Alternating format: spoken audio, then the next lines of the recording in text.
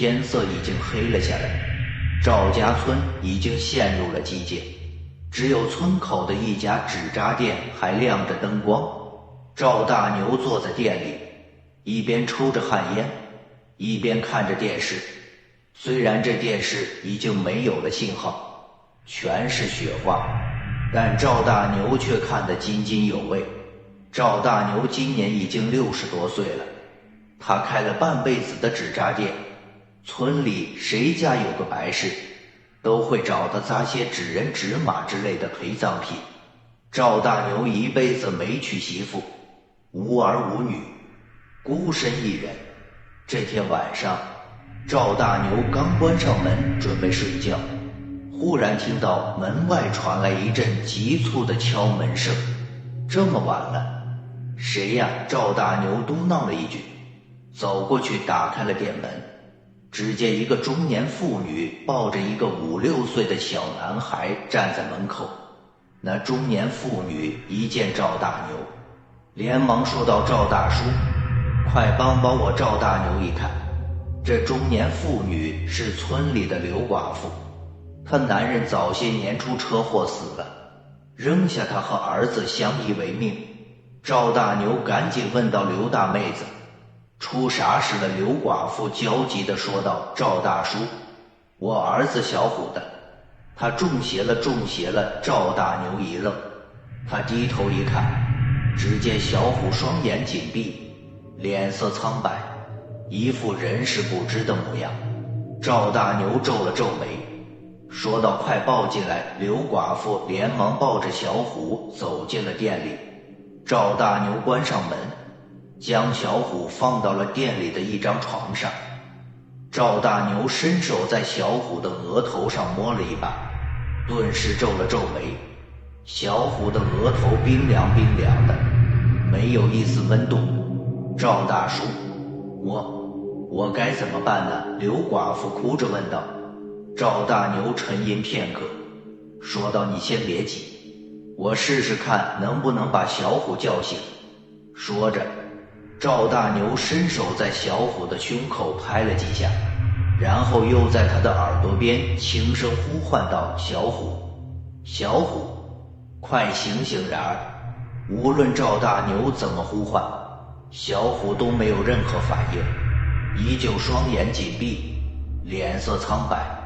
赵大牛见状，眉头紧锁，他转头对刘寡妇说道：“刘大妹子，小虎的情况有些不对，我看得请个道士来看看才行。”刘寡妇一听，顿时急了，说道：“赵大叔，这大晚上的，我上哪去找道士啊？”赵大牛想了想，说道：“这样吧，我先去村里找几个人来，大家一起想想办法。”说着，赵大牛就准备出门。然而就在这时，床上的小虎忽然动了一下，然后猛地睁开了眼睛。“小虎，你醒了！”刘寡妇见状，顿时喜极而泣。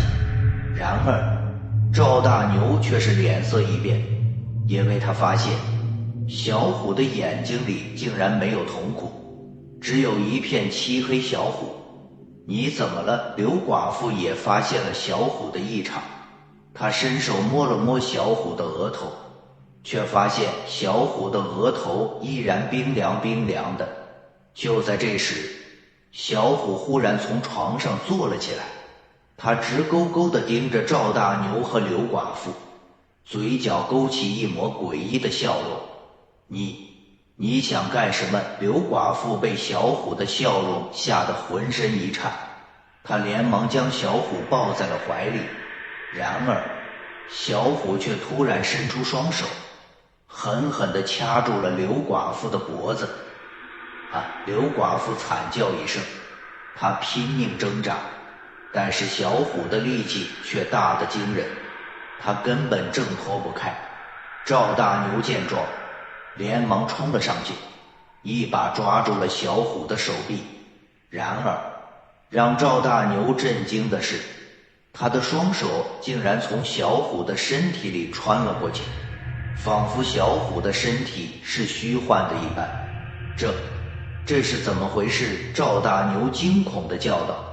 就在这时，小虎忽然张嘴发出一阵诡异的笑声，然后他的身体竟然慢慢变得透明起来，最后化作一道黑烟，消失在了空气中。小虎刘寡妇见状，顿时瘫软在地，痛哭失声。赵大牛也是一脸惊愕地看着小虎消失的方向，他活了大半辈子，还是第一次见到这么诡异的事情。赵大叔，小虎的，他怎么会变成这样？刘寡妇哭着问道。赵大牛摇了摇头，说道：我也不知道，不过我可以肯定的是，小虎已经不是人了。不是人呢？那他是什么？刘寡妇惊恐地问道。